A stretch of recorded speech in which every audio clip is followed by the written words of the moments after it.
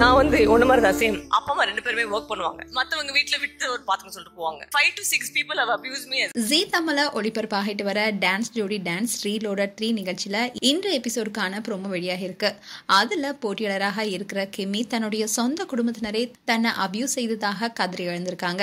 அதை தொடர்ந்து வரலட்சுமி தன்னுடைய வாழ்க்கையில் நடந்த மோசமான சம்பவம் குறித்தும் அதிர்ச்சியான தகவலை சொல்லியிருக்காங்க. டான்ஸ் ஜோடி டான்ஸ் நிகழ்ச்சியில போட்டியாளராக கலந்து கொண்ட கெமி சொன்ன தகவல் அனைவருமே அதிர்ச்சி அடைய வச்சிருக்கு. கெமியை ஏற்கனவே பல சின்னத்திரை ரியாலிட்டி ஷோல நம்ம பார்த்திருக்கோம்.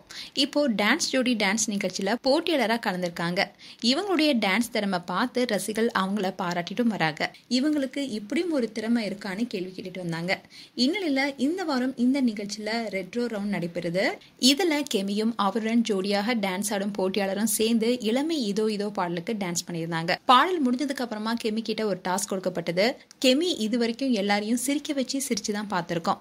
ஆனா கெமி உடைந்து போன தருணங்கள் உண்டான்னு கேள்வி கேட்டிருந்தாங்க. அதுக்கு கெமி என்ன சொல்லியிருந்தாங்கன்னா, அது கண்டிப்பா இருக்கு. எல்லாருக்குமே அவங்களுடைய வாழ்க்கையில முக்கியமான ஒரு திருப்பம் ஏற்படும் போது அவங்களுடைய உறவினர்கள் தான் துணையா இருப்பாங்க. ஆனா எனக்கு அந்த கொடுப்பனையே இல்லை. உறவினர்கள் செய்த செயல்னால என்னுடைய வாழ்க்கையில முன்னேறதுக்கு என்னுடைய உறவுகள் யாருமே எனக்கு உதவல. என்னுடைய உறவினர்களே என்ன அபியூஸ் செஞ்சிருக்காங்க, கொடுமைப்படுத்திருக்காங்கன்னு கதறி அழுந்தாங்க.